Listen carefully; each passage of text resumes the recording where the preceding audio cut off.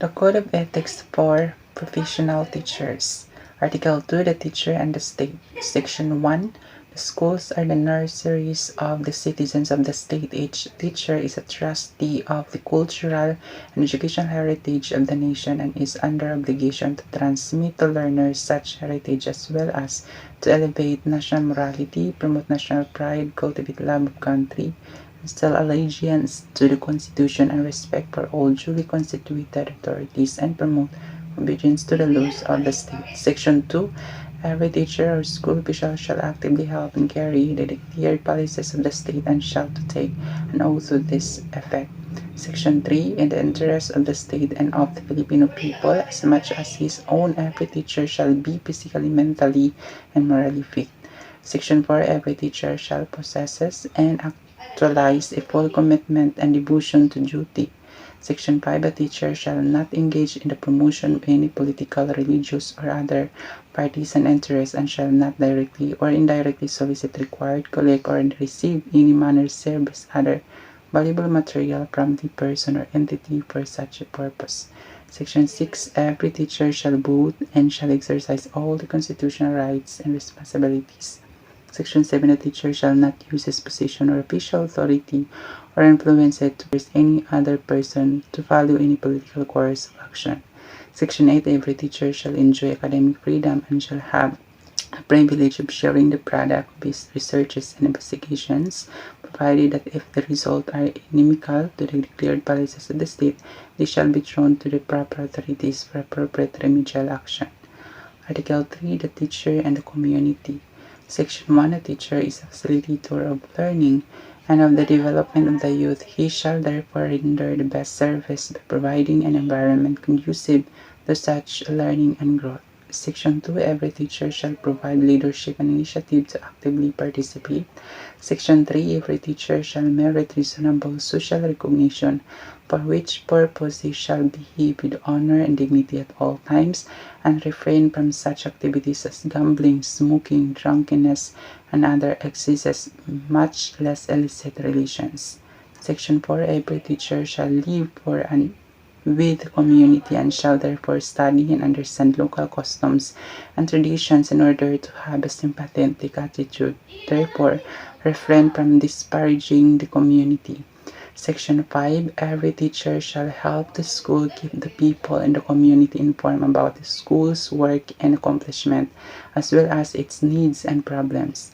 Section 6. Every teacher is an intellectual leader in the community, especially in the barangay, and shall welcome the opportunity to provide such leadership when needed, to extend counseling services as appropriate, and to actively be involved in matters affecting the welfare of the people. Section 7. Every teacher shall maintain harmonious and pleasant personal and official relations with other professionals, with government officials, and with the people, individually or collectively.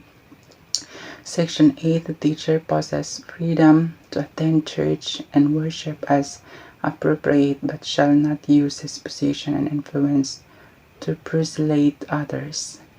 Article 4. The teacher and the profession. Section 1. Every teacher shall actively help ensure that teaching is the noblest profession and shall manifest genuine enthusiasm and pride in teaching as a noble calling. Section 2. Every teacher shall uphold the highest possible standards of quality education, shall make the best preparation for the career of teaching, and shall be at his best at all times in the practice of his profession. Section 3. Every teacher shall participate in the Continuing Professional Education or CPE program of the Professional Regulation Commission and shall pursue such other studies as well, improve his efficiency, enhance the prestige of the profession, and strengthen his competence, virtues, and productivity in order to be nationally and internationally competitive. Section 4. Every teacher shall help, if duly authorized, to seek support for the school, but shall not make improper misrepresentation through personal advertisements and other questionable means. 5. Every teacher shall use the teaching profession in a manner that makes it dignified means for earning decent livings. Article 5, the teacher and the teaching community. Section 1, the teacher shall at all times be imbued with the spirit of professional loyalty, confidence, and faith in one another, self-sacrifice for the common good, and full cooperation with colleagues, best interest of the learners, the schools, or the profession is at stake. Any controversy, teachers shall support one another. Section 2, a teacher is not entitled to claim for work not of his own, and shall give due credit for the work of others which he may use. Section 3, before leaving his position, teacher shall organize and leave for his successor such records and other details are necessary to carry out the work. Section 4, teacher shall hold inviolate all confidential information concerning associates of the schools and shall not divulge to anyone documents which have not yet been officially released or remove records from the files of official hand. Section 5, it shall be the responsibility of every teacher to seek correctiveness for the may appear for be unprofessional and unethical conduct of any associate. This may be done if there is controvertible evidence for such conduct. Section 6, the teachers may submit to the proper authorities any justifiable criticism against an associate, probably in writing without violating any right of the individual concerned. Section 7, a teacher may apply for a vacant position for which he is qualified provided that he respect the system of selection, the basis of merit and competence provided, further that all qualified candidates are given the opportunity to be considered. Article 6, the teacher and higher authorities in the Philippines. Section 1, teacher shall make it his duty to make an honest effort to understand and support the legitimate policies of the school and the administration regardless of personal feeling or private opinion and shall faithfully carry them out. Section 2, a teacher shall not make any false accusation of charges against superiors, especially under anonymity. However, if there are valid charges, he should present such under oath to competent authority. Section 3, a teacher shall transact all official business through channels except when special conditions warrant the different procedures, such as when the forms are advocated but are opposed by immediate superior, in which case the teacher shall appeal directly to the appropriate higher authority. Section 4, teacher individually or as a part of group has a right to seek redress against injustice and discrimination, and to the extent possible shall raise his grievances within democratic processes, and doing so he shall avoid jeopardizing the interests and welfare of learners whose right to learn must be respected. Section 5, the teacher has a right to evoke the principle that appointment, promotions, and transfer of teachers are made only on the basis of merit and in the interest of the service. Section 6, a teacher who accepts the position assumes a contractual obligation to live up to his contract, assuming full knowledge of the employment terms and conditions. Article 7, school officials, teachers, and other personnel. Section 1, school officials shall at all times show professional courtesy, helpfulness, and sympathy towards teachers and other personnel, such as practices being standards of effective school supervision, dignified administration, responsible leadership, and enlightened direction. Section 2, school officials, teachers, and other school personnel shall consider it their cooperative responsibility to formulate policies or introduce important changes in the system at all levels. Section 3, school officials shall encourage and attend to the professional growth of all teachers under themselves and recommending them for promotion, giving them recognition for meritorious performance, and allowing them to participate in conferences and training programs. Section 4, no school official shall dismiss or recommend for dismissal teacher or other subordinates except for cause. Section 5, school authorities concerned shall ensure that public school teachers are employed in accordance with the pertinent civil service rules, and private school teachers are issued contracts specifying the terms and conditions of their work provided they are given, if qualified substitute permanent tenure in accordance with existing laws, and provided further that they are duly registered and licensed professional teachers.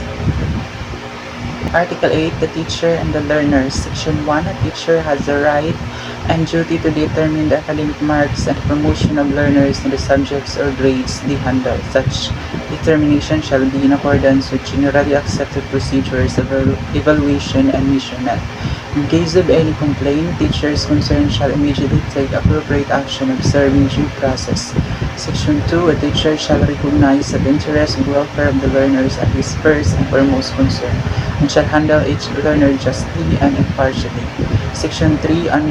Under no circumstance shall a teacher be prejudiced, not discriminatory against any learner. Section 4. A teacher shall not accept favors or gifts from learners, parents, other in their behalf in exchange of requested concessions, especially if underserved. Section 5. A teacher shall not accept directly or indirectly any remuneration from the tutorials other than what is authorized for such service.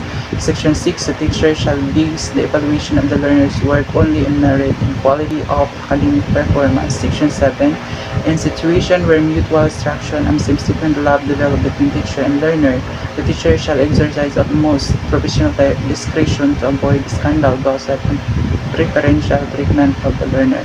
Section 8. The teacher shall not inflict corporal punishment on offending learners nor make deductions from their scholastic ratings as a punishment for acts which are clearly not manifestation of poor scholarship.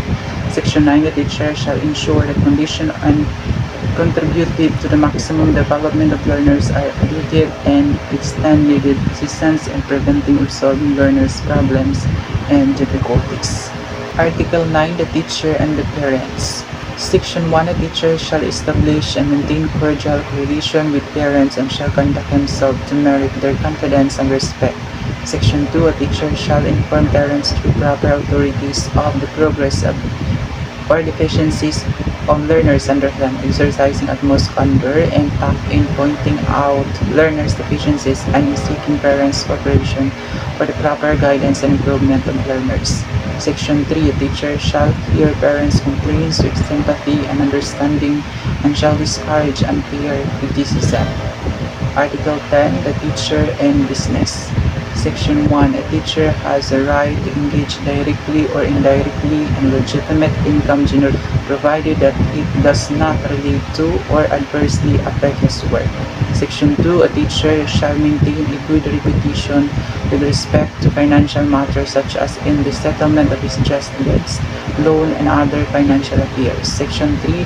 No teacher shall act directly or indirectly as agent or financial interested in any commercial venture which furnish textbooks and other school commodities in the purchase and disposal of which he can exercise official influence except only when his assignment is inherently related to such purchase and disposal, provided that such shall be in accordance with existing laws. Article 11. The teacher as a person. Section 1. A teacher shall live with dignity in all places at all times. Section 2. Teacher shall place premium upon self-respect and self-discipline as the principles of personal behavior in all relationships with others and in all situations. Section 3. A teacher shall maintain at all times a dignified personality which would serve as a model worthy of emulation by learners, peers, and others. Section 4. A teacher shall always recognize the Almighty God or being as guide of his own destiny and of the destinies of men and nations. Article 12. Disciplinary action.